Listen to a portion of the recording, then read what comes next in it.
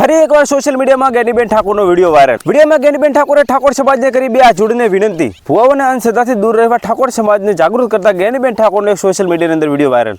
વિડીયોમાં જ્ઞાનીબેન ઠાકોર સમાજને શું સંબોધન કર્યા છે ને એ આપણે મિત્રો વિડીયોમાં જાણવાના છે કે ભુવાઓને લઈને અંધશ્રદ્ધાને લઈને જ્ઞાનીબેન ઠાકોર સમાજને શું સંબોધન કર્યા છે ને એ આપણે વિડીયોમાં મિત્રો આગળ જાણવાના છે। મારે મિત્રો બે શબ્દ જ્ઞાનીબેન ઠાકોર અને ઠાકોર સમાજ વિશે પણ કહેવાના છે, તો વિડીયોમાં છેલ્લે સુધી મિત્રો બને રહેજો।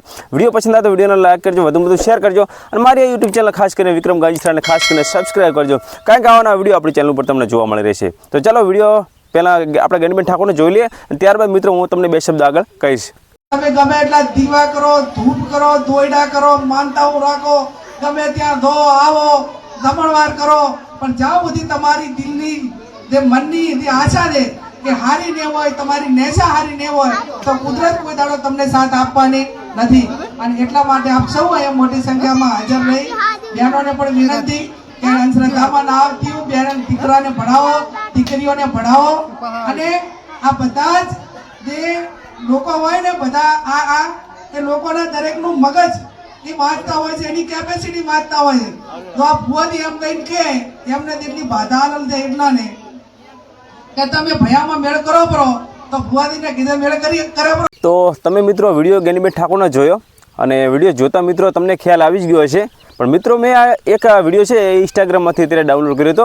અને જ્યારે મેં મિત્રો આ વિડીયો ડાઉનલોડ કર્યો એના પહેલાં મેં જ્યારે ઇન્સ્ટાગ્રામની અંદર જે આ વિડીયો છે એની અંદર મેં મિત્રો કોમેન્ટો ચેક કરીને ત્યારે મિત્રો ઘણી કોમેન્ટો સારી પણ હતી અને અમુક કોમેન્ટો એવી પણ હતી જે જ્ઞાનીબેનના વિરુદ્ધમાં હતી અને અંધશ્રદ્ધાને લઈને હતી મિત્રો, કે એ લોકો જે કોમેન્ટો મારતા હોય છે એ કોમેન્ટો એવી લખતા હોય છે કે જ્ઞાનીબેન જ્યારે ચૂંટણી ટાઈમે જ્ઞાનીબેન ઠાકોર પણ માતાજીને પગે પડ્યા હતા। તો મિત્રો જ્ઞાનીબેન ઠાકોરે ભુવાઓને અંધશ્રદ્ધાને લઈને મિત્રો ઠાકોર સમાજને જાગૃત કરતા હોય છે, ના કે માતાજીને લઈને। માતાજીને એ પણ માને છે, માતાજીને એ પણ દર્શન કરે છે અને માતાજીની એમને પણ શ્રદ્ધા છે, પણ મિત્રો જે કંઈ જ્ઞાનીબેન ઠાકોર અત્યારે સમાજને સુધારવા માટે જે કંઈ પગલાં ભરી રહ્યા છે, જે કંઈ ઠાકોર સમાજને સંબોધન આપી રહ્યા છે, એ મિત્રો એક ઠાકોર સમાજને અંધશ્રદ્ધામાંથી બહાર લાવવા માટે કામ કરી રહ્યા છે, ના કે માતાજીથી શ્રદ્ધાને લઈને દૂર કરવા માટે મિત્રો કામ કરી રહ્યા છે।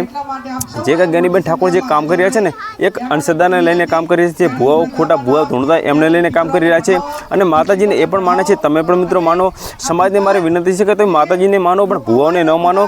આખો દિવસ ભુવાઓની પાછળ ન પડ્યા રહો, કારણ કે તમારું ઘર બરબાદ થઈ જાય છે। અને એના માટે કરીને જ્ઞાનીબેન ઠાકોર અત્યારે જે કોઈ સોશિયલ મીડિયામાં જેમના વિડીયો વાયરલ થઈ રહ્યા છે એ સમાજને સંબોધન આપી રહ્યા છે, એ સારા માટે આપી રહ્યા છે। સમાજને શિક્ષણ તરફ લઈ જાઓ, સમાજને જાગૃત કરો, એના માટે કરીને જ્ઞાનીબેન ઠાકોર સમાજને સમજાવી રહ્યા છે। પણ મિત્રો અમુક લોકો એવી ખોટી કોમેન્ટો મારતા હોય છે, એ ઠાકોર સમાજના વિરુદ્ધમાં હોય છે અને બીજી સમાજના લોકો હોય છે। એટલે ખાસ કરીને મારે વિનંતી છે કે એવા લોકોને તમે ધ્યાનમાં ન લો, એવા લોકોથી તમે દૂર રહો। અને એ લોકો જ એમના જે સમાજ આપણે ઠાકોર સમાજના કારણે મિત્રો ઘણા બધા ભુવાઓના ઘર ચાલતા હોય છે। એટલે ખાસ કરીને મારે વિનંતી છે કે તમે અંધશ્રદ્ધાથી દૂર રહો અને માતાજીને ભગવાનને માનો। તો આજનો વિડીયો તમને કેવો લાગ્યો, જ્ઞાનીબેન ઠાકોરનું સંબોધન તમને કેવું લાગ્યું એ કમેન્ટમાં જરૂર મિત્રો તમારો અભિપ્રાય શેર કરજો અને મારી આ ચેનલ વિક્રમ ગાંજીસરાને સબસ્ક્રાઈબ કરજો। તો વિડીયો પૂરો જોવા બદલ તમારો દિલથી ખૂબ ખૂબ આભાર। જય માતાજી, જય ઠાકોર સમાજ।